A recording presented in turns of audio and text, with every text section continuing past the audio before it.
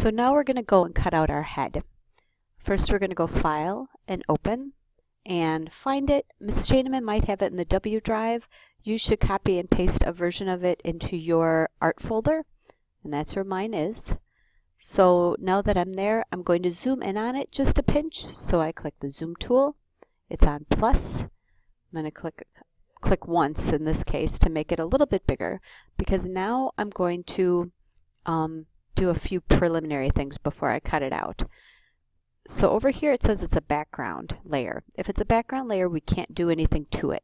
So right click and make layer from background. And now it just says it's a layer. So now we can do whatever we want to it. We can move it, the whole works. We're also going to add a layer, and we can click on this little button right down here where it says create a new layer. The checks mean that it's actually transparent. So we're going to drag that under our heads, because whatever is under our heads forms the background. So now we're ready to cut out our heads. So click the W, and that's a shortcut to the selection tool. And right now my selection is pretty small. So I'm going to go up here to the dots, and I'm going to just change its size. And because we're quick selecting, I'm kind of going for it to be nice and big. And then I can pick a spot and start selecting. Oof, I'm getting a little bit much here. If I get too much, I can just select and deselect. And if I'm getting too much like that, it means that my circle is probably way too big. So I'm going to do some quick selecting. And when I quick select, I can do Edit and Cut. Make sure I'm clicked on my layer, Edit, and then Cut. And it'll cut it out, and you can see the transparent background behind it. Now, you notice that I cut out some of his hair. You're going to have to think about whether or not that was okay or not. You can always Control Z, or you can Edit Undo to get that to go away. But for now, I'm going to actually keep selecting here so I can cut out some more of it. Edit and Cut. And that actually was able to take out quite a bit. Now I just need to get behind her ponytail back here. And I need to get a little bit smaller to get in that ponytail spot. And because I'm quick selecting, it goes pretty quickly. Alright, so now I have my heads cut out. I want to probably stop and make sure that I save as and save it to my graphic design art folder. I'm calling mine Art Heads, and yes, I want to write over it. Now I'm ready to actually put my background in. So I'm going to go to File and Open, and let's say I want my background to be some polka dots. Okay, so it lays it down over my other picture, next to my other picture. So here's my heads, here's my polka dots. I'm going to actually right click and move these guys to a new window, because then what I want to do is I'm just going to click and drag it onto my heads. Uh-oh. What I did is, you saw that I caused some crawling ants over here. I forgot to click the Move tool.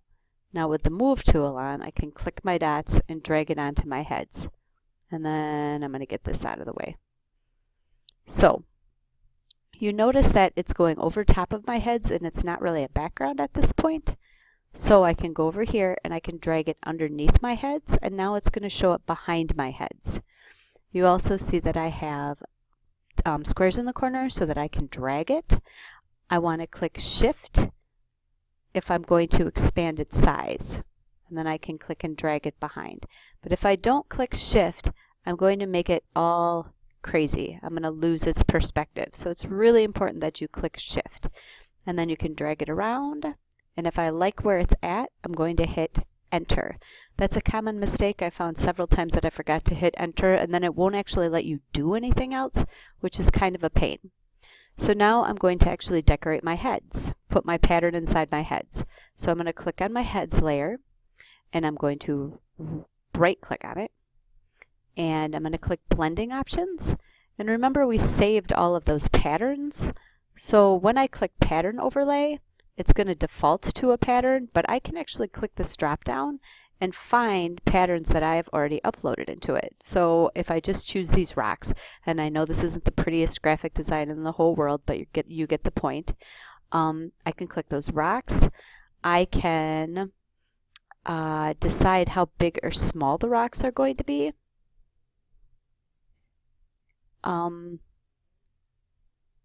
I can decide whether or not it's going to be clear or not. I can change its opacity. There we go. And now I can change the size of the rocks too. And I can drag them around right on the picture as well. So if I like it like it is, I click OK, and that's what I do. So once you've made one picture, you're going to File, and you're going to save it as a PNG file, right there. So it's still going to be called Art Heads, and it's still in my Art folder, and I'm going to hit Save. Okay. Now I can go ahead and actually do my next one. So I am just going to right-click on my layers, click my blending option, and I'm just going to change my pattern overlay. I want M&Ms this time. I like it. I don't need them bigger or smaller, and I'm going to hit OK. And then I'm going to change my background. So to change my background, what I can actually do is I can just File, Open, pick another background, pink. I'm sorry, I have lots of dots. Okay, right-click. I'm going to move this to a new window. Click, oopsie. That'll work. Click and drag it on. Get this out of the way. And then remember, if it's going to be behind it, it has to be dragged down. And so now I drag the pink dots underneath the M&Ms. So my heads are M&Ms, and my pink dots are the background. Not the most visually appealing thing in the whole wide world, but you get the point for the sake of technology. So then I would save that again as another PNG file. So that would be 2 of my heads that I have to make.